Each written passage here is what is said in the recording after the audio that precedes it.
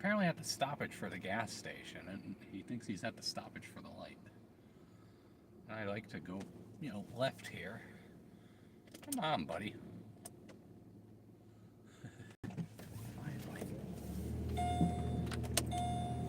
Alright, so what happened today? Well, it was a cold start to the morning, and as a result of St. Patrick's Day parade, which started around, let's see, 11:30, it was cold. And the parade itself was sizable. It had a lot of stuff in it. Let's see, what else? But the parade crowd isn't what it was the past few years. It's been kind of, I don't know, weak, lame. Not that many people. As far as spectators, I don't know. Maybe there's not as much Irish people. Who knows? I don't know. Maybe they just need better advertisement.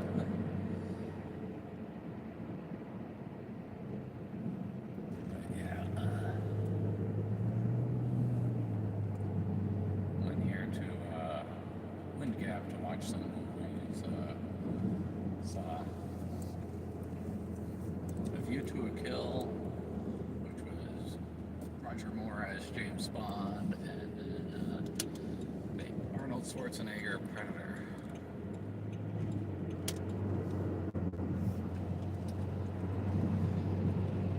It's good to have 2 action movies in a row.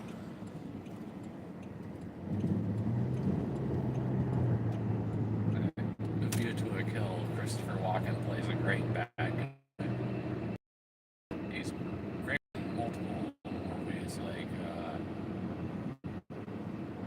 like aside from A View to a Kill, a favorite of Christopher Walken, a favorite of mine, is Communion, which he plays Whitley Strieber, who's a real life person, and who Whitley Strieber is a guy who says he's had alien contact, though he doesn't use the term alien. He prefers to call them the visitors, gray aliens, and other kind of aliens. So Christopher Walken played him in a movie, and it was it's based on Whitley's autobiography, Communion. It's loosely based. I mean, there are what's the term I'm looking for? Artistic liberties taken with it. So, I mean, Whitley would have preferred it to be made closer to the book. Yeah, Communion's a darn good movie. It also has, I hope I'm saying his name correctly, Andreas Katsulas, who was also played Jakar in Babylon 5. And the interesting thing is with him.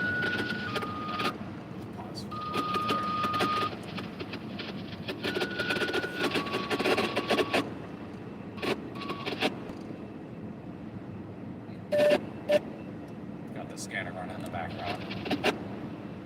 Anyhow,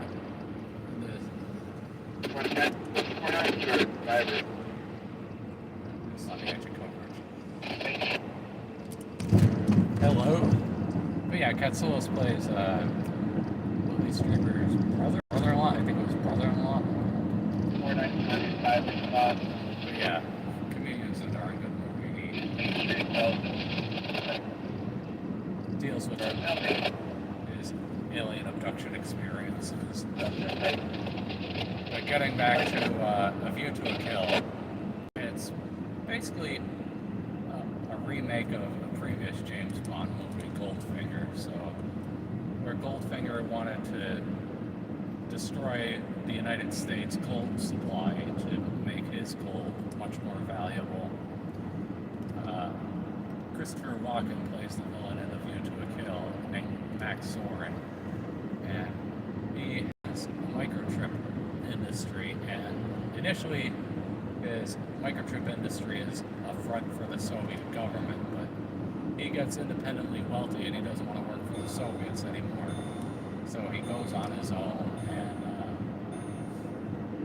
Bond eventually finds out in the movie that Soren wants to set off an earthquake to flood Silicon Valley. And so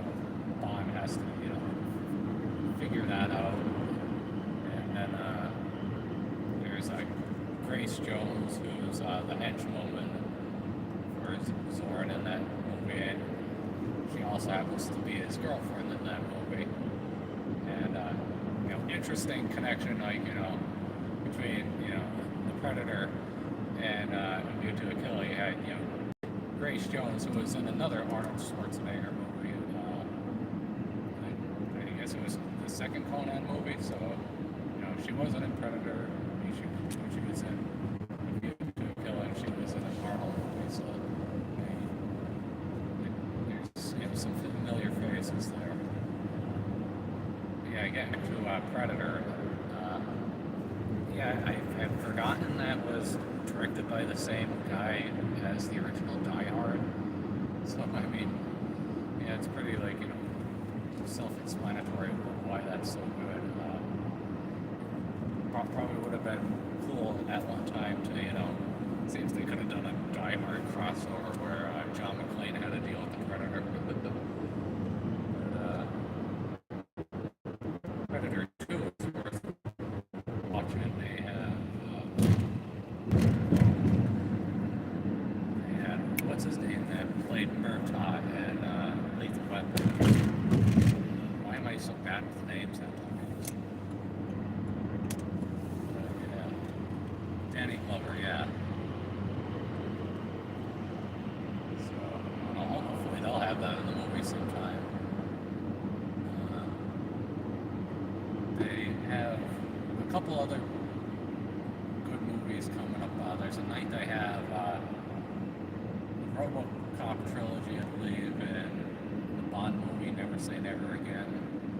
I don't know if I'm going to be able to make it that night. There's other stuff coming up. They have the Hunt for Red October on May 1st. So that'll be kind of it's a movie theater that shows old movies in 35 millimeter.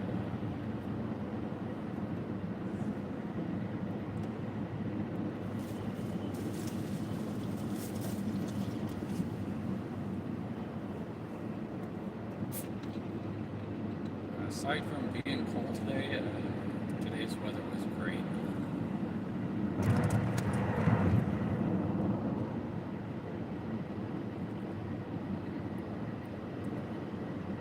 But the parade, I listened to the scanner of the after parade, rowdiness, drunkenness, that sort of thing. I was watching movies for a few hours, so I didn't hear everything that went on today. Yeah, I'm driving home.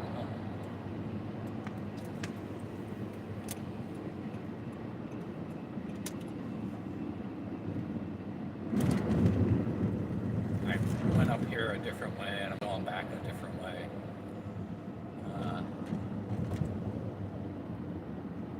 Going back the highway is generally all right, depending on the weather. Earlier, I took 118 up here because it was a week ago. I went up here to see 2 of the Indiana Jones movies, and I got stuck in a traffic jam for like 45 minutes on 380, and it was where 380 and 80 met, and I had no way of turning or anything, so I had given myself an extra half an hour of time, and that wasn't enough. So even though I gave myself 30 minutes time, I really needed 50, so I wasted. So I lost like 20 minutes of the first Indiana Jones movie. That was Raiders of the Lost Ark, and I had Temple of Doom afterwards.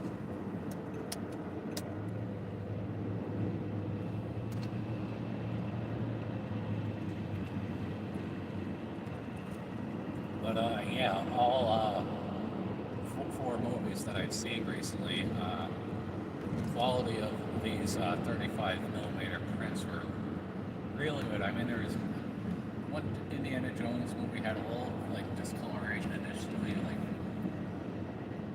like a full 35 millimeter movie. It's just not one film reel. They have canisters of I don't know how many, maybe it's 3 or 4. saying like the first like canister was a little discolored, but then the rest of them looked good.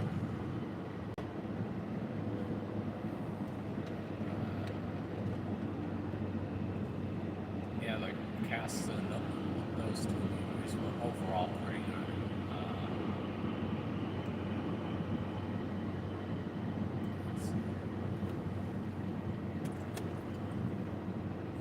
I'm trying to think what other movies have I watched recently. There was something I was watching very early in the morning on TV. I'm trying to remember what that was.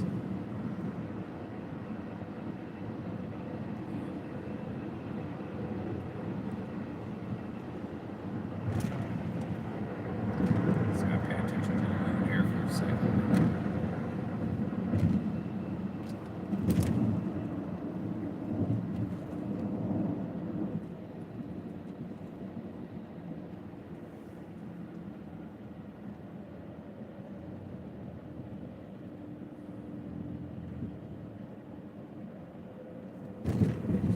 I guess the interesting thing with Predator is it's a movie with two U.S. governors in it. Like, you got Jesse Ventura and Arnold Schwarzenegger would both be governor in the future. So I don't know how many that never action movie.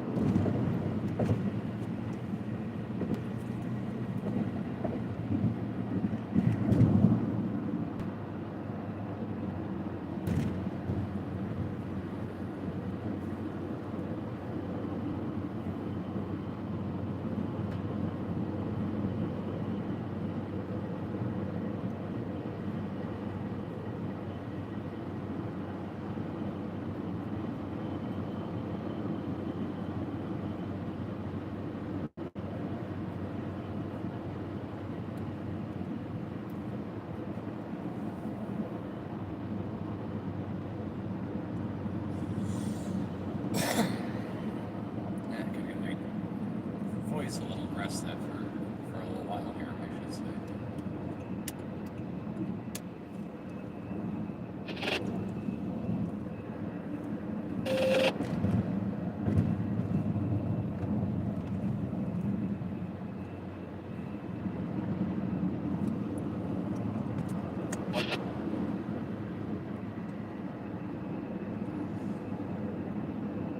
The weather here has been crazy this past week.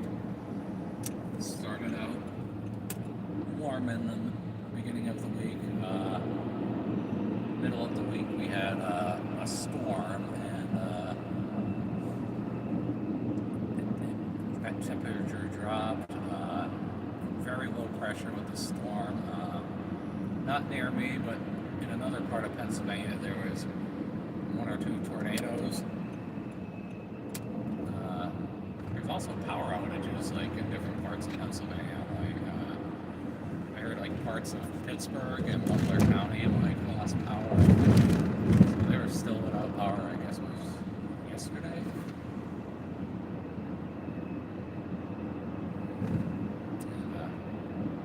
And I had to adjust the one flag because of the wind.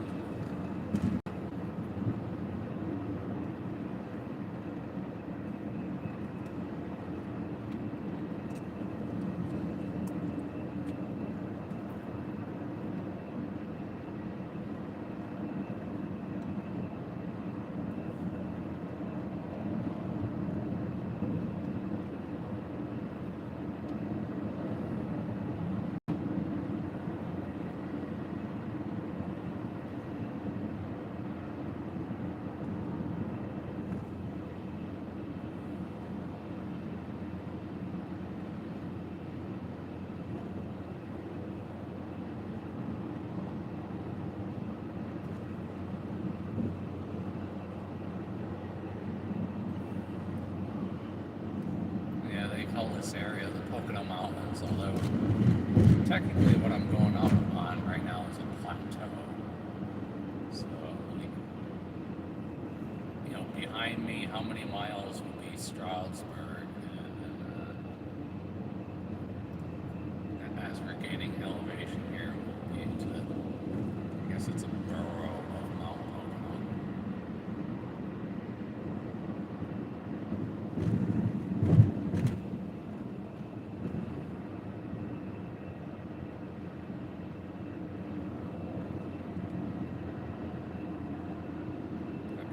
Right there used to be called the Crossings. Now they call it Pocono Premium Outlets. I don't think I've ever shopped there, but it's got dozens of different kinds of clothing stores.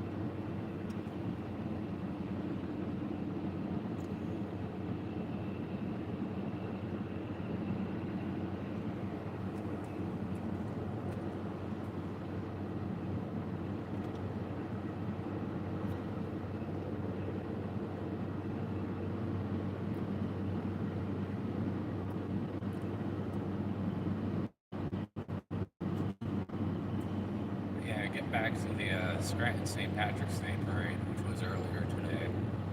Not actually on St. Patrick's Day, because the thing is these like bagpipe bands, for instance, can't be at every parade at once.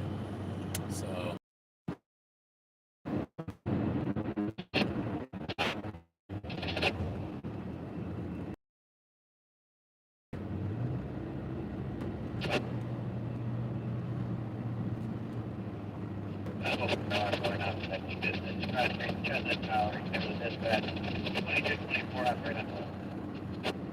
so as I get to the top of this mountain, and those Lackawanna County channels on the scanner radio will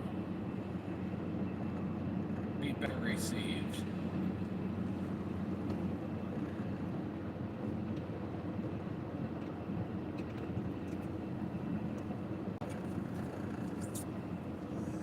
To the left of me is a Camelback ski slope. I wonder when their last day skiing was. I wonder if they're still attempting it this weekend. Because I saw a little bit of natural, like, tufts of snow on the ground, like when I was in the mountains earlier. And right now it's just getting too darn warm for snow to stay. With that place there, Camelback, they have a water park in the summer called Camel Beach. So there's like a couple months of, depending on who's doing what, downtime or preparation to change over from winter to summer. I've only been there like once or twice, I think once. That was for the water park in the summer.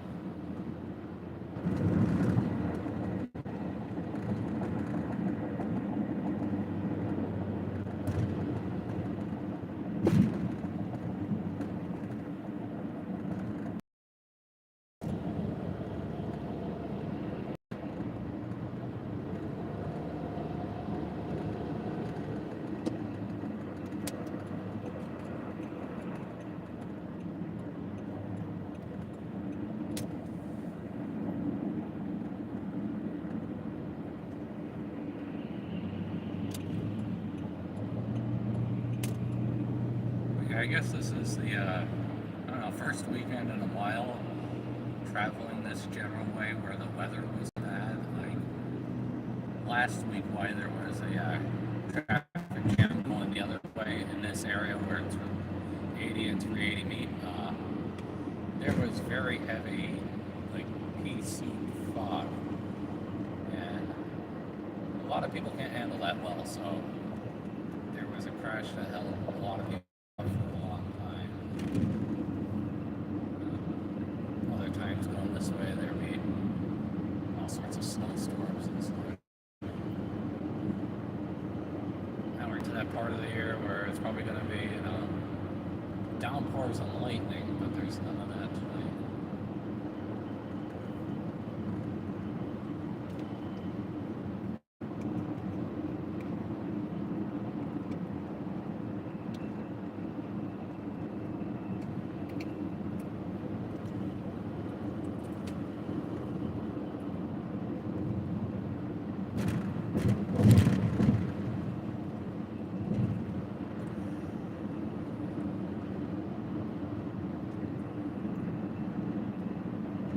Right there is Kalahari, which is a water park. I believe it's all indoors, if I'm not mistaken. I don't really know. I've never been there. But yeah, hotel, water park, that sort of thing.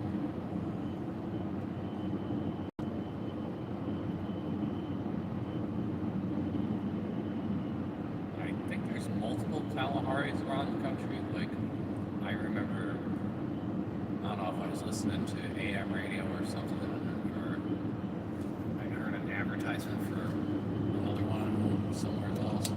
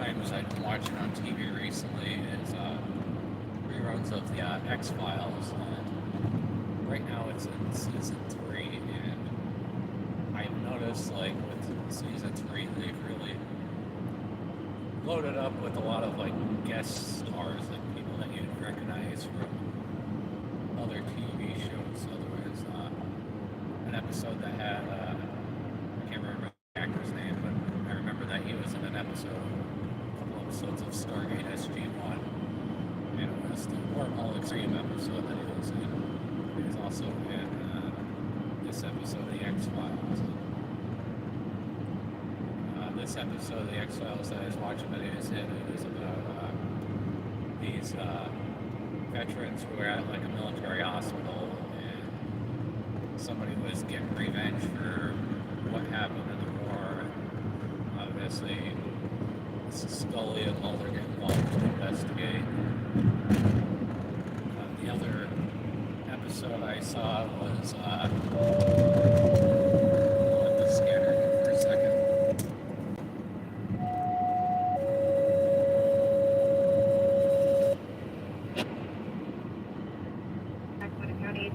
Station 55, response West South I-80. Request Monroe County for a 4-car FBI. Sacramento County Disaster Aid Station 55, respond to request Monroe County 11 South I-80 for a 4-car FBI ministry. Your cross street, dead end, approximately 7 to 10, 2033, collision number on black, over Monroe. Okay, so that's wild. I was just on I-80.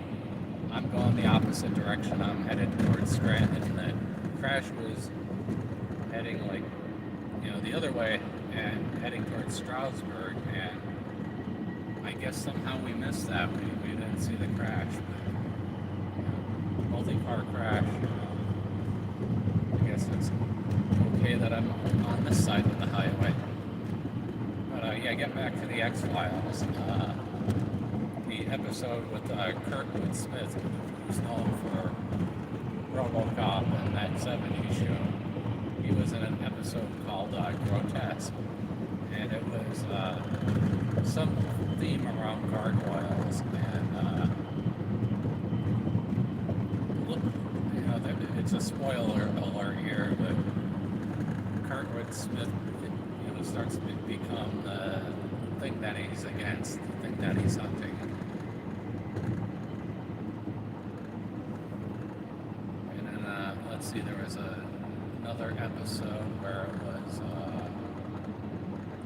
was it Jack Black and his friend were these arcade enthusiasts, and Jack Black's friend had the ability to summon lightning at will and have power over electricity in general. And so, yeah, he was in that episode. Yeah, season 3, there's a lot of good episodes in the X-Files.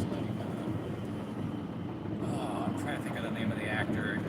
Another good actor. It was Dr. Quincy's assistant from a show called Quincy M.E.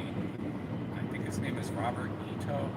He was playing a Japanese genetic scientist in this 2-part X-Files episode. I'm trying to think, was it season 2 finale going into the opening of season 3? I'm trying to remember. But anyhow, it's important to the plot involving. Okay, there goes the police heading towards the accident, I assume. Maybe not. Stationary. But yeah, getting back to Robert Ito, he was playing a Japanese scientist who was hired by the U.S. government and the syndicate conspiracy. They hired him to make alien-human hybrids.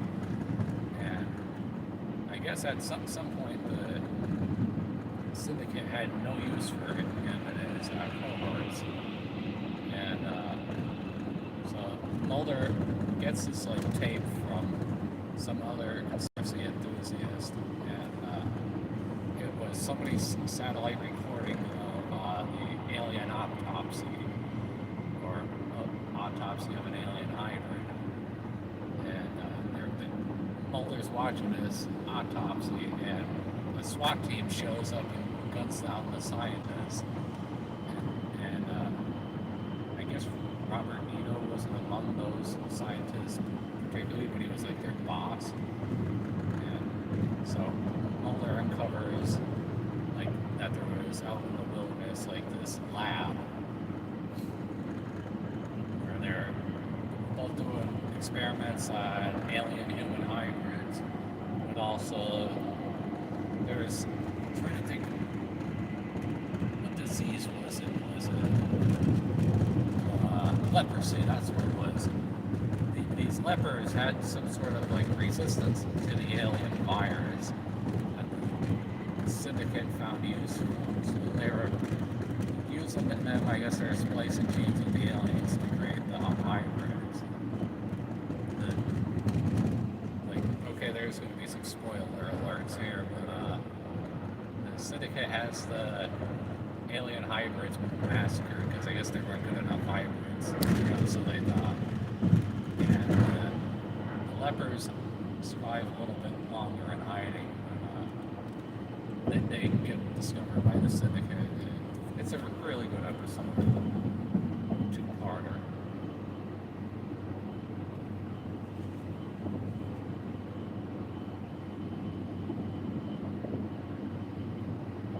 The other interesting thing about that episode,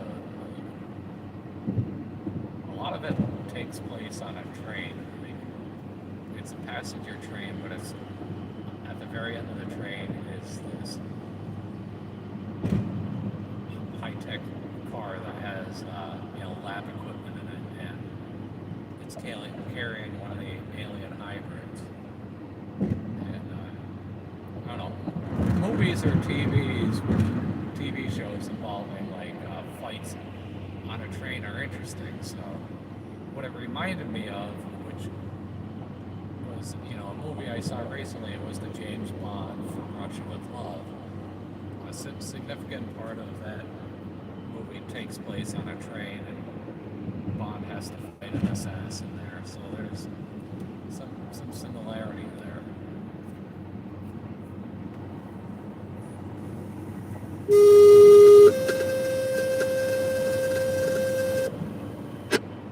Blackwood County Dispatching 10-3 response 517 Miller Street, minus 5 female lethargic, so one trainer meeting. Blackwater County Dispatching 10-3 response 517 Miller Street, minus 85-year-old female lethargic, so blood sugar.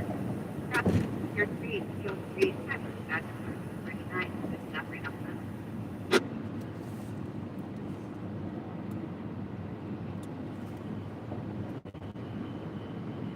If there's less of a ruckus right now at Scranton, I should be picking up the Scranton police on the scanner at this distance right now. At least tracking. So I don't know, maybe things calm down a bit. It was the St. Patrick's Day parade earlier. So a lot of people, they get drunk, they go out to bars, and people do silly stuff, and so on and so forth. The actual St. Patrick's Day parade is a few days away yet.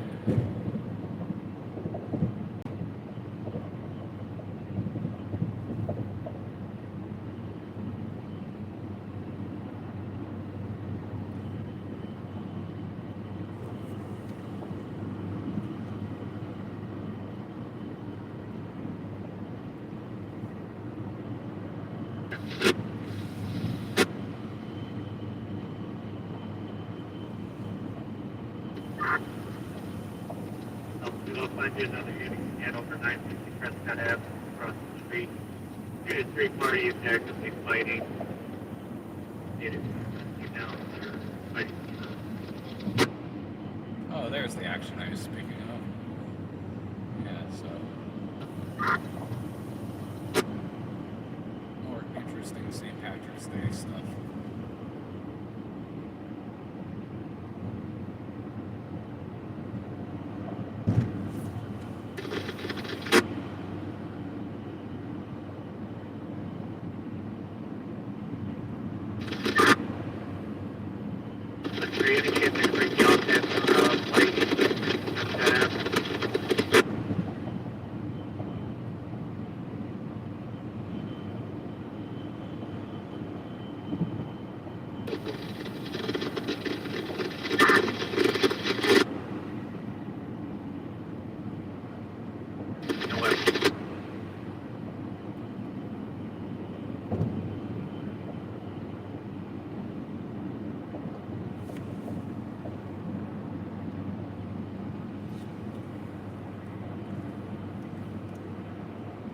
was the 14th of March, and I didn't go see it, but the theater I was at yesterday, they had a Friday the 13th marathon, so I don't remember how many of those movies there are. But I think they had at least like three of them like playing at the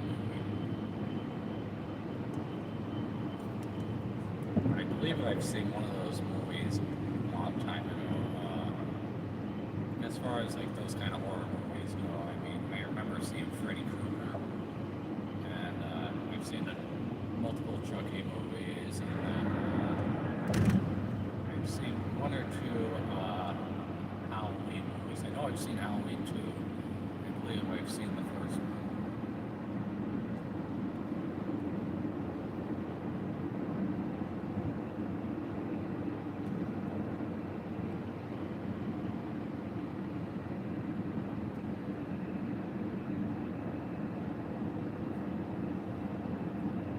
Another movie I saw last week there, it was the night before I saw the Indiana Jones movies. I saw the Arnold Schwarzenegger True Lies, and it's pretty much a spy spoof movie. Arnold's character is a spy, and his wife is just a regular housewife that works an office job. She's played by Jamie Lee Curtis, and she thinks her life is too dull, so she starts getting interested in this guy who's a car salesman pretending to be a spy. And Arnold eventually finds out about this and makes the fake spy embarrass himself, and he starts questioning his wife anonymously behind a like mirrored window, and she doesn't know it's him questioning her. And while this is all going on, there's this terrorist that wants to nuke the United States. He has two stolen nuclear weapons. He does a test down in the Florida Keys as like a demonstration of his power, and Arnold Schwarzenegger and Jamie Lee Curtis are there, witnessing the bad guy do his monologue about how he's going to terrorize the United States, so on and so forth. And Arnold eventually, like they watch the nuke go off in the Florida Keys, from a safe distance, but he's still got to go to. Arnold's still got to go to Miami to prevent the actual detonation that could threaten the major population. So it's an interesting, fun movie.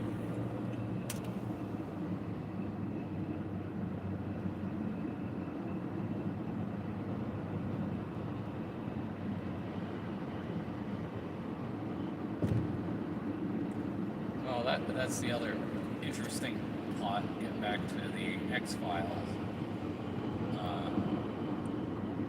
This, I guess in season 3, I was speaking of. A lot of the episodes, like in this, time period of the show, I think it was some of it might have been in season 2, season 3. So, trying to remember the order of the episodes, but anyhow, I guess it was the opening of season 3.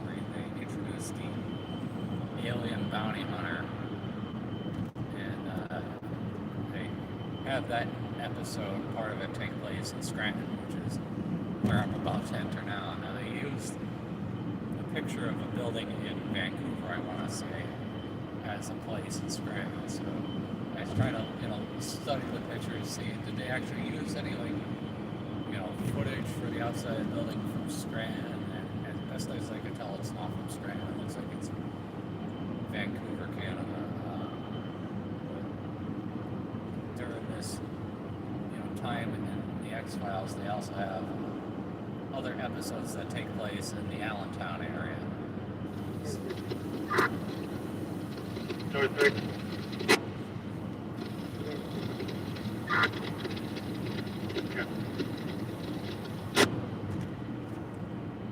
So, in these episodes, Scully meets up with these other women that have apparently been abducted by aliens, and they all had like an electronic chip implanted in their neck, which they, trying to tell Scully, that she was abducted too, and she doesn't believe them.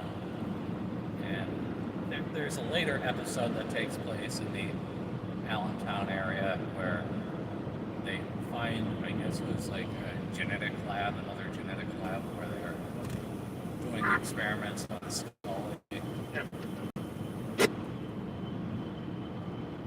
But yeah, it's kind of neat to see a show where they film somewhere else, and it's like, okay, what did they get right? What did they get wrong? How much did they make up, and what looks, reasonably realistic? So they had a later episode. I don't remember which season, but I guess it involves some sort of like kidnapper or murderer, and the episode takes place in Revere, Massachusetts, and I know Revere really well, and they did manage to, find a place that looked like Revere reasonably well. There was like a bunch of like trolley cars that were parked like in this marshy area, and I'm thinking, well, yeah, that could kind of resemble an area behind like Revere Beach, like somewhere near the old Wonderland dog track. So yeah, that episode looked realistic, but there was like I want to say season 1 or season 2. I think it's season 2. There was an episode that they had take place in a town in the northwestern part of Pennsylvania, and they made the town look way more populated than what it really is in real life. Like, it was kind of funny to see a rural town look like something bigger. But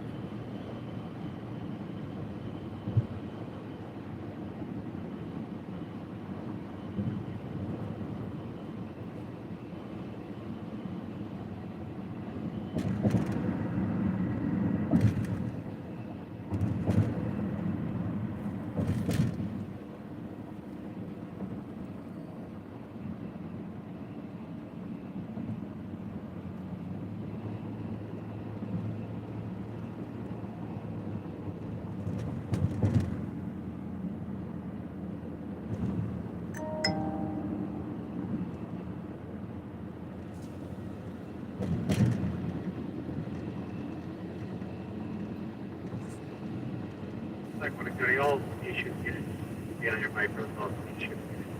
Or,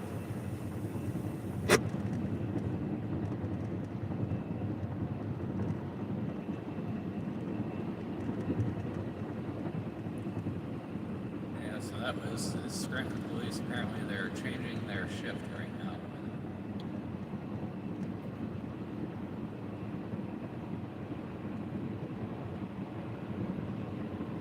You gotta wonder who was more busy, the A shift or the B shift. I mean, the A shift is more like great preparation, and the B shift would be dealing with the rowdy folk more afterwards. And the C shift probably gets, I don't know, I guess you could call it mopping up.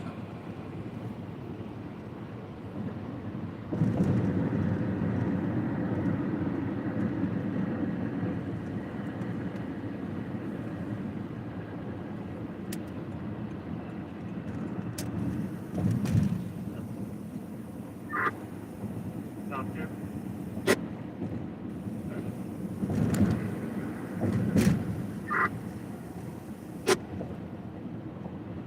This truck driver wants to go a little fast. After the West 3000, turn the street. I mean, this Good, that's it. Really cool.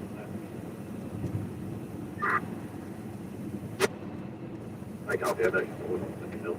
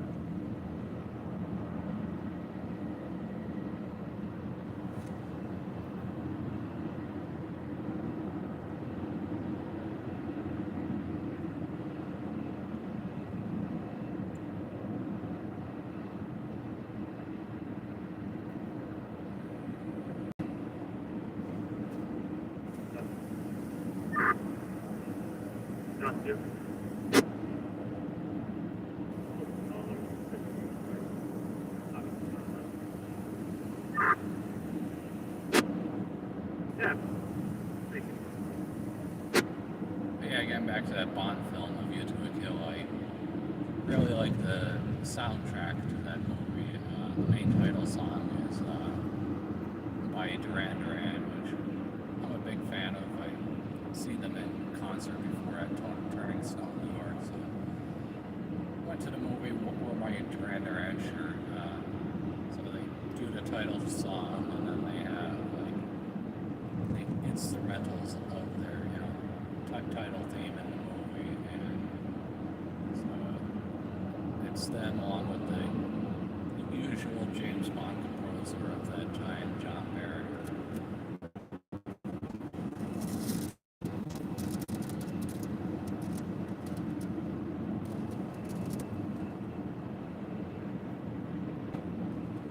But yeah, really, really good music for that movie.